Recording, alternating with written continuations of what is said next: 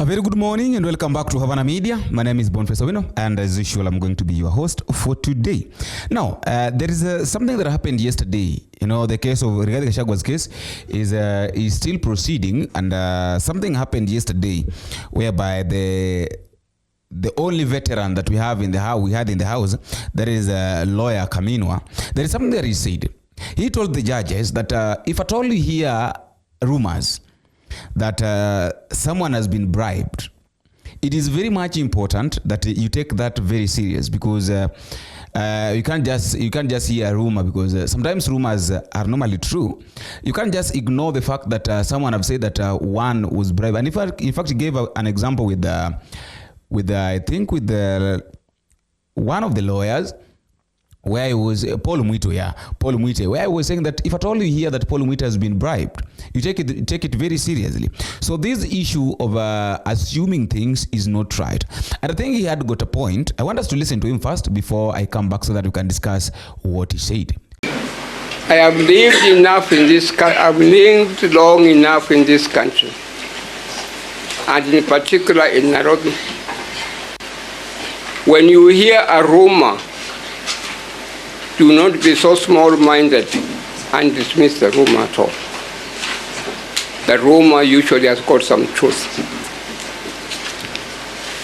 So that when you hear Paul Mwite has been bribed, don't dismiss it quickly. There may be truth in it. When you hear Kibe was seen with so-and-so, don't dismiss it quickly. There may be truth in it. This is the ability that Justice Madden had, and that's why he was able to rise to where he was. The ability to be able to know what's going on in the country and so on. We are a corrupt country, and Besha still controls the country. It controls Parliament. It controls Senate. Let it not be said it controls Judiciary. Thank you. Listen to this. Now, I think talking about corruption and bribe, that these people are being bribed while maybe handling cases, it is very much important for us to understand that bribe is there, and it started, in fact, during the time that Gachagua's case was taken to Parliament. That is where it started. And there was these rumors. I had one of the professors said that he has got evidence that a section of MPs, or a section of members of parliament that comes from ODM, and a section of members that comes from UDA, both who voted yes for the impeachment of Gachagua, were bribed. And they were given a sum of 500,000 Kenya shillings each to vote yes for the impeachment of Gachagua, in which they did. And even Peter Salasia exposed it and said that he's the only person who was not bribed to impeach Gachagua. So are you seeing where we are? Now, that was in the parliament. And then it went to the Senate too, whereby senators were also bribed.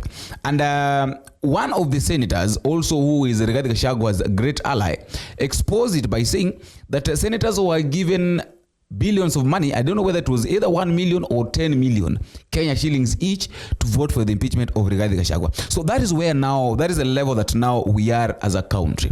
That something cannot happen unless maybe someone is bribed or something is driven. Because now these ones, people like Paul Mwite and Khaminwa, those who are doing their job, they are working. That is what they are paid to do. So Gachagua is paying them to do that. That is not bribe. That is not, now that one is genuine work. They are working to be paid. Now, being that now they are in court, they spend a lot of time in court, they are being paid for the time they spend. I heard Khaminwa saying that he's representing Kenyans. Yeah, I don't know that one, but one thing I know for sure is that these other lawyers and advocates are being paid. That one aside, you know, in as much as maybe we're talking about William Samoei Ruto wanting to work with the Kithure Kindiki, or maybe nominating Kithure Kindiki, appointing Kithure Kindiki to be his deputy, we have to make sure, we have to understand something, that Kithure Kindiki might, if at all maybe qualifies, or maybe if at all court rules that Rigathi Gachagua was clearly impeached, and therefore it needs Kithure Kindiki to be sworn in as the deputy president, in which I don't know, because okay, I have a question to ask here. Who are the people that maybe let's talk about the people that vetted Kithure Kindiki, because the only people that are supposed to do that, the only body that's supposed to vet Kithure Kindiki is the IBC. Right now we don't have IBC in the country. So who vetted Kithure Kindiki? Is it the Speaker of the National Assembly? Because the Speaker of the National Assembly, who there's pressure that is going to be impeached also, is the one that declared that Kithure Kindiki should become the deputy president after they had voted, after even within less than 6 hours, Kithure Kindiki had been nominated had been declared that now is the one that is going to replace Rigathi Gachagua. So are you saying that is now where, that is the level that now we are right now as a country? Things are happening, nobody's talking about them, they are against the law, but people assume too much. Who vetted Kithure Kindiki? That is the question. We don't have IBC around. We don't have, that body is not there. And that is now what people are crying for. People want IBC. People want the IBC to be in place so that people can get prepared, because we know that coming 2025 now, that is when now campaigns are going to start. This government, these people are not going to work for us, but they're going to work for themselves. They're going to start campaigning. How will they campaign? Who is going to declare now that the campaign, the floor is open for campaign, yet we don't have IBC? I really don't understand how William Ruto is going to cope with all this. But I just want us to understand this issue of corruption, the way corruption is very rampant in the country. And it is even going ahead. Khaminwa declared that, not even Ongoya said a statement which I would like us to listen to. I will not say much about KRA, because I think KRA can work overnight and we will not complain. But it was that memorandum.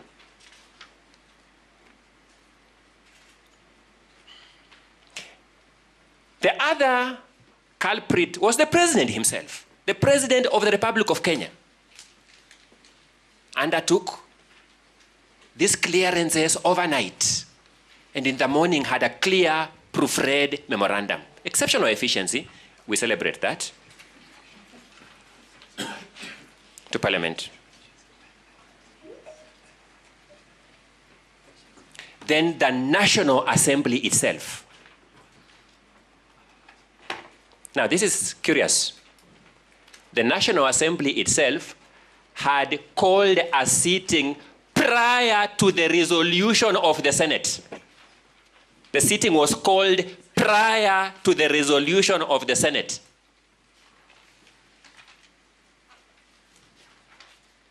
To sit on a day, ordinarily not a day of sitting of the National Assembly, to process a resolution of Senate it had anticipated, the removal of a deputy president from office, and processing clearance or approval of another deputy president.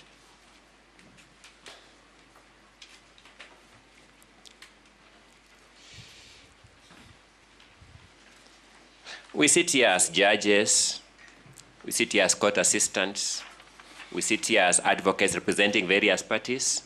I don't know who among us, once we take away the cloaks of the official roles we play, was proud as a Kenyan observing these events as they happened. I don't know who among us was proud now putting on the cloak of citizenship to watch these events unfold at that pace. Fortunately for us, my lords, my ladies, we have a judiciary of Honorable Richard Mwongo that arrested this process in its tracks to give the Constitution a chance to roar.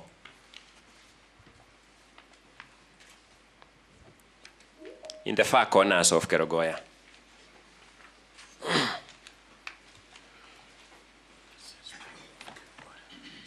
Fortunately for us, we have the judiciary of Honorable Chacha Mwita, His Lordship, that arrested this process to give the Constitution a chance.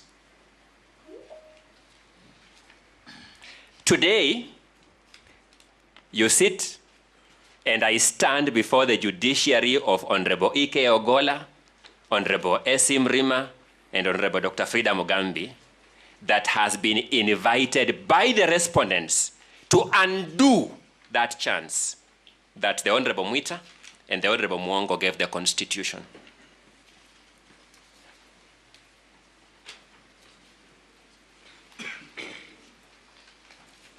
We don't begrudge them for that invitation.